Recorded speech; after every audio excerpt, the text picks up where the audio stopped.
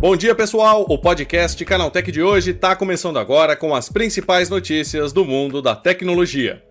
Nesse episódio, vamos explorar um dado preocupante revelado pelo Núcleo de Informação e Coordenação do .br. 77% dos pais brasileiros acreditam que seus filhos estão seguros na internet e, por isso, optam por não supervisioná-los. Essa confiança excessiva contrasta com a realidade dos riscos online, onde as crianças podem se expor a ameaças como aliciamento, cyberbullying e conteúdos inadequados. Para falar sobre esse assunto, eu recebo hoje aqui no podcast Canaltech o Antônio Gelfusa Júnior, que é especialista em redes sociais. Então vem comigo que o nosso podcast de hoje está começando agora. Olá, seja bem-vindo e bem-vinda ao podcast que atualiza você sobre tudo que está rolando no incrível mundo da tecnologia. Em tempos de conectividade constante, é essencial entendermos os perigos que esse comportamento pode trazer e a importância de orientar e acompanhar as crianças em suas atividades virtuais. As plataformas de redes sociais vêm implementando diversas medidas para aumentar a segurança de menores, como sistemas de verificação de idade, restrições de conteúdo e modos de privacidade adaptados para jovens. Mas será que isso é o suficiente? É sobre esse assunto que eu converso agora com Antônio Gelfusa Júnior, que é especialista em redes sociais.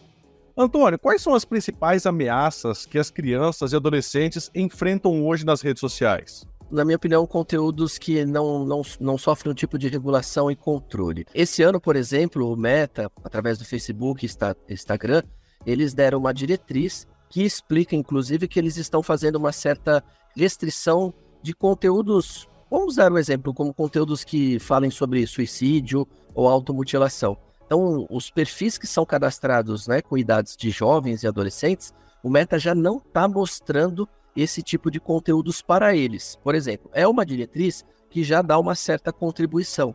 Porém, os conteúdos ligados a outros tipos de violência, a mentiras, a fake news, tem atrapalhado, sem dúvida nenhuma, interpretação, cognição, tem gerado gatilhos de ansiedade, problemas de desempenho escolar, entre outros tipos diversos. Então, sem dúvida, isso também impacta na rotina das crianças e dos adolescentes também.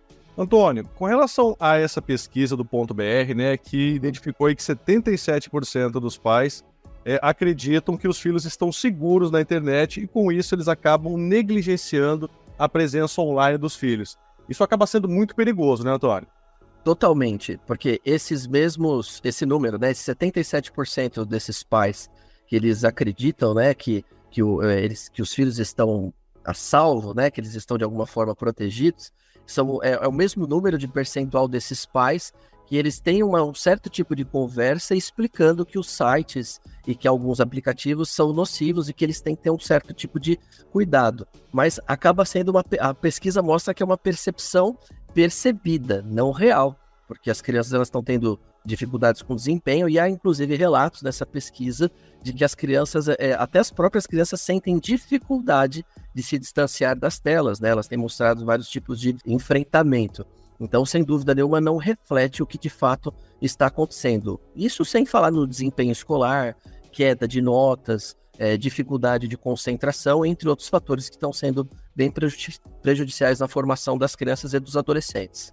Antônio, como que o pai deve agir nesses casos, Porque a gente tem atualmente alguns aplicativos de controle parental que acabam sendo disponibilizados aí para esses pais. Existe alguma forma de que esses responsáveis, que esses pais, eles estejam mais presentes nessa vida online dos filhos? Como é que é isso?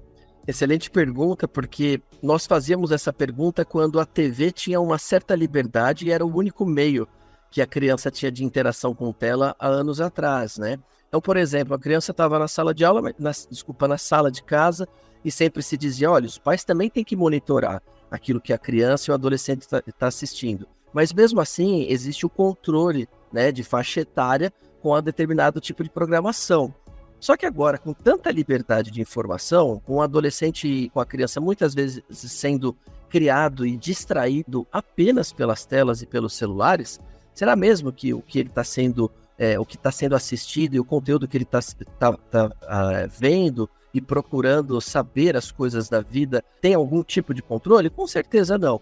Então, disse muito, não apenas por controle através de aplicativo horário, mas a presença dos pais, né, com atividades lúdicas que tire o filho exclusivamente das telas, incentivando pesquisas, incentivando curadoria de conteúdo de forma física, né, presencial sem tela, sem dúvida nenhuma vai ter um impacto mais positivo para a educação dele. Então, ou seja, o afastamento desse excesso de telas é o que está sendo diagnosticado aí por psicólogos, professores, diretores de instituições como a grande alternativa, a grande ferramenta para o combate a esse excesso e esses dados que, na minha opinião, são alarmantes, né?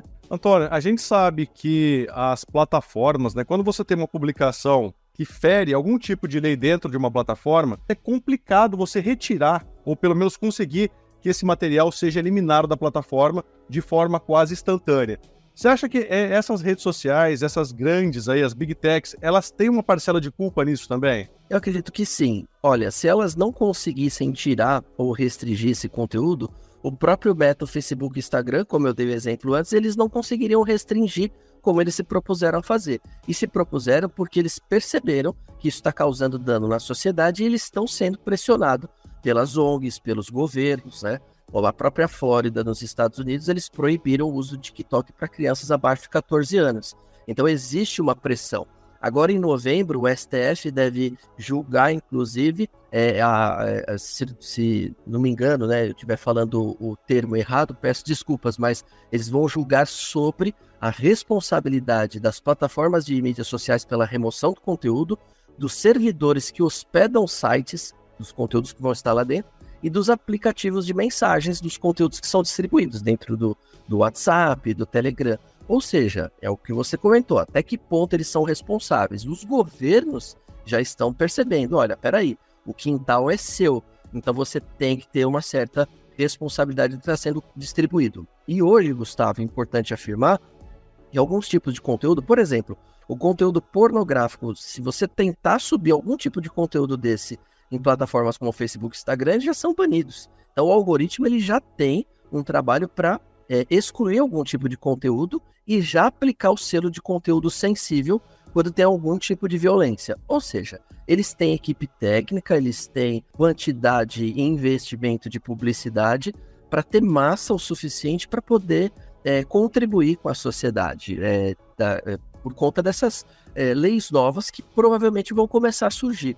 É necessário. Quando a gente fala de regulação, a gente não fala de controle de opinião, a gente fala de preservação da saúde mental das crianças, do adolescente e da sociedade em geral. Então, eu acredito que sim, eles têm condições e eles têm ferramentas para isso e os dados que eles mesmos mostram apresentam. Antônio, como é que o pai deve agir, né? Você acha que é possível identificar algum possível risco do filho na internet? Ele consegue perceber que alguma coisa não está acontecendo de maneira satisfatória ali quando o filho está acessando um site, acessando uma rede social? Perfeito. Olha, uma mãe norte-americana está processando uma empresa de inteligência artificial que foi parceira do Google durante muito tempo, porque o filho de 14 anos cometeu suicídio, porque esse filho se relacionou emocional e sexualmente com um avatar de inteligência artificial. E aí a própria plataforma lamentou, né?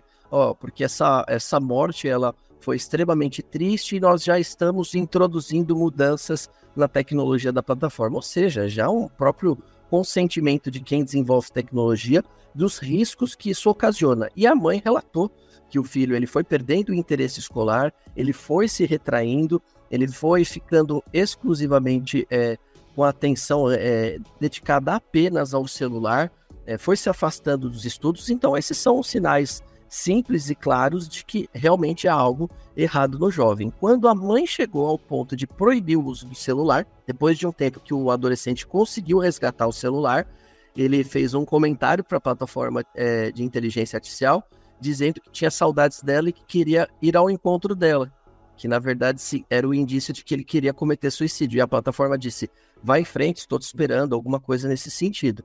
Ou seja, de total responsabilidade. Então, governos, associações e entidades jurídicas precisam sim pressioná-los, porque uma morte, ou seja, na verdade um incidente qualquer de violência já justificaria, quiçá uma morte ou centenas de milhares que já estão acontecendo. Então precisa se responsabilizar sim, e os governos estão corretos em pressioná-los. Antônio, para a gente ir encaminhando aqui para o final, você acredita que diante dessa vulnerabilidade de crianças e adolescentes nesse ambiente online, a educação digital pode ser o caminho, né? Você ensinar, mostrar para esses jovens qual é o melhor caminho, o que eles devem seguir, o que não deve ser acessado na internet, né? Como é que você avalia? Acredito que é super prudente pensar em disciplinas, em carga horária dentro das escolas e das faculdades de educação digital ou educação midiática, que está se discutindo bastante, que é não só o comportamento digital, é falar sobre a saúde mental do tempo que você fica acessando as plataformas, mas também como buscar os conteúdos verdadeiros, como comparar os conteúdos, como confiar nas fontes, o que é você acessar um conteúdo que você possa certificá-lo, que tem pelo menos uma equipe de jornalistas, seja de um órgão sério, de um veículo sério,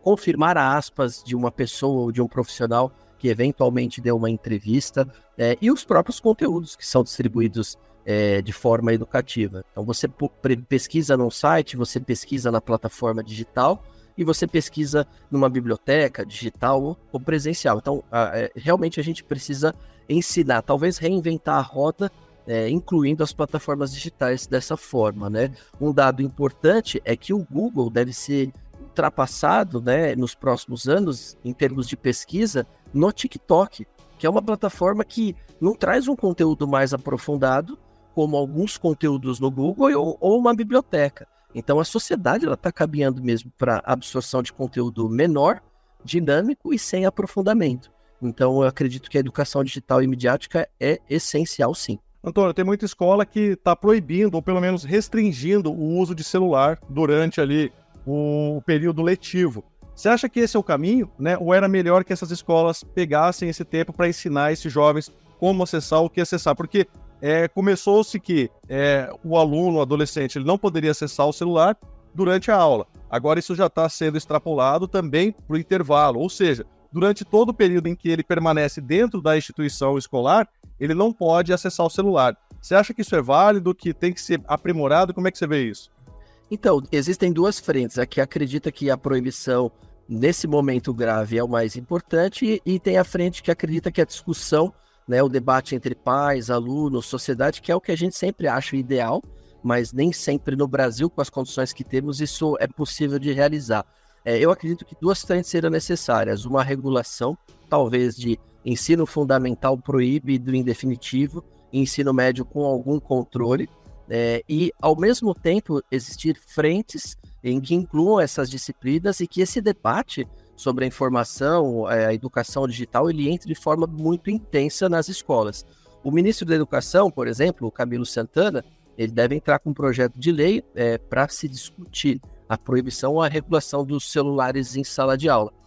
Então, acredito que isso já está em pauta e acho que as entidades de educação, professores e famílias precisam estar muito imersas nisso, porque realmente algo precisa ser feito. Em cada realidade é diferente, mas o que a gente vê em termos de suicídio, automutilação, falta de educação digital, isso não se